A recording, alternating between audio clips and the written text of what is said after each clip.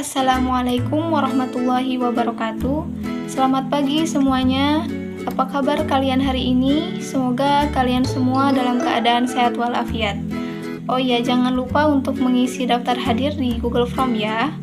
Sebelum kita melaksanakan pembelajaran, alangkah baiknya kita mengucapkan basmalah bersama-sama. Bismillahirrahmanirrahim. Hari ini kita akan belajar mengenai agama lokal di Indonesia. Adapun tujuan pembelajaran dari materi ini yaitu yang pertama, siswa diharapkan dapat menjelaskan informasi mengenai agama lokal di Indonesia. Yang kedua yaitu siswa diharapkan dapat mendeskripsikan berbagai agama lokal dalam unsur-unsurnya meliputi sistem kepercayaan, sistem ekonomi, sistem kemasyarakatan, dan organisasi sosial.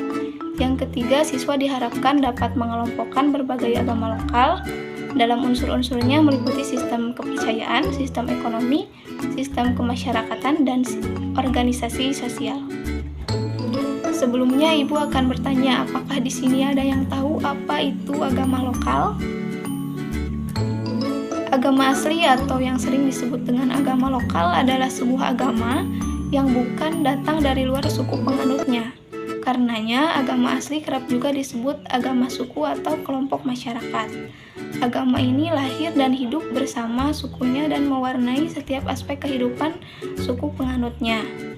Agama, sebagaimana didefinisikan oleh negara dan wacana umum, terdapat beberapa unsur-unsur, yaitu diantaranya memiliki kitab suci, memiliki nabi, dan percaya akan Tuhan Yang Maha Esa. Jika definisi agama jenis ini yang dijadikan tolak ukur, maka keberadaan agama-agama lokal tidak mempunyai ruang untuk mengekspresikan kepercayaannya secara legal maupun formal.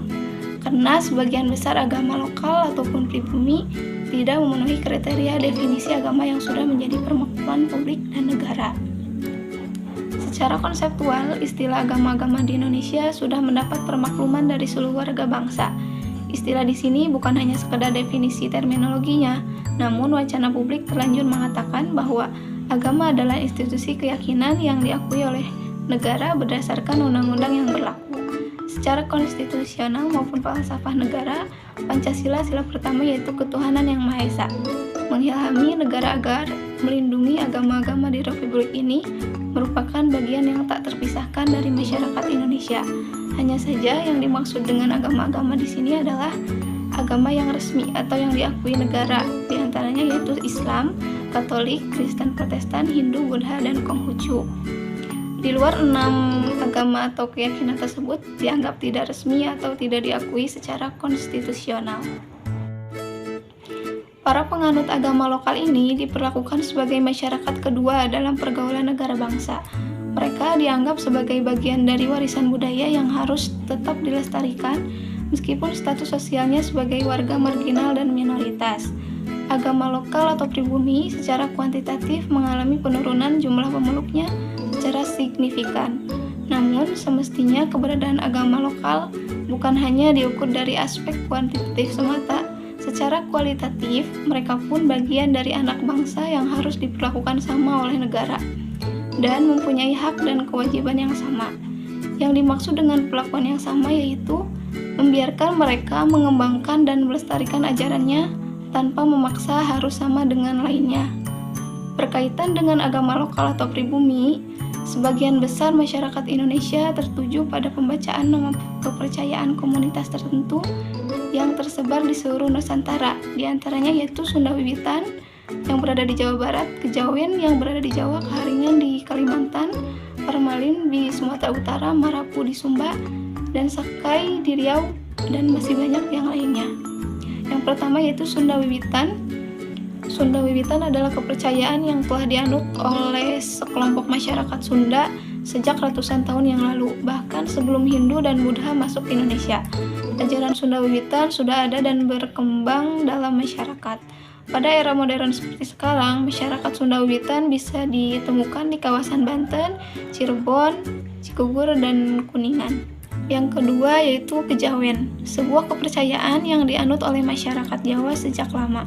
Masyarakat Jawa tetap menjalankan agama utama yang dianut, menjalankan perintah dan larangannya, namun tetap melaksanakan adat dan perilaku sebagai seorang pribumi yang taat dengan leluhur. Penganut kejawen selalu mengatakan bahwa kepercayaan mereka bukanlah agama, meski memiliki beberapa tradisi yang menjadi ciri khas sebuah agama. Yang ketiga yaitu keharingan, salah satu kepercayaan asli Indonesia yang berasal dari Kalimantan dan banyak dianut oleh warga suku Dayak, bahkan sebelum agama-agama besar diakui oleh pemerintah.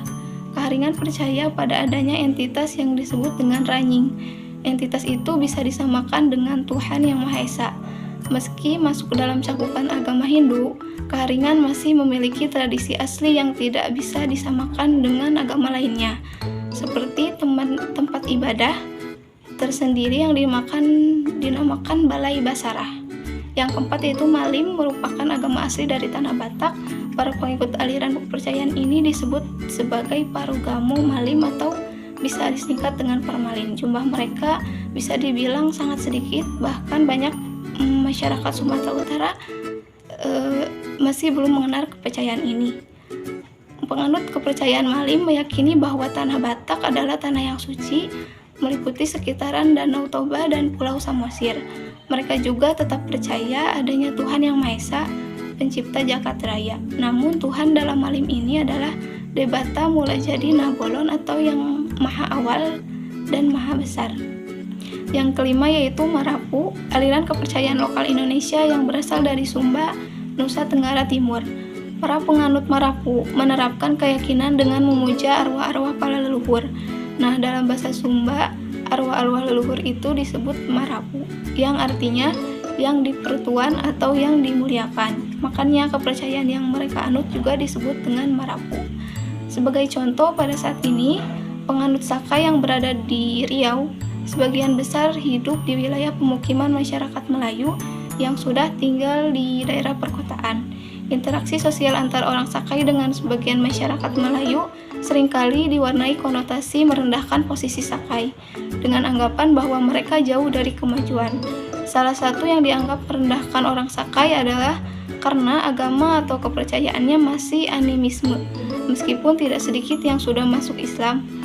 Bagi orang Sakai yang sudah masuk agama Islam pun, mereka tetap mempraktekkan agama nenek moyangnya dengan unsur-unsur animisme, kekuatan magi, dan tentang makhluk halus.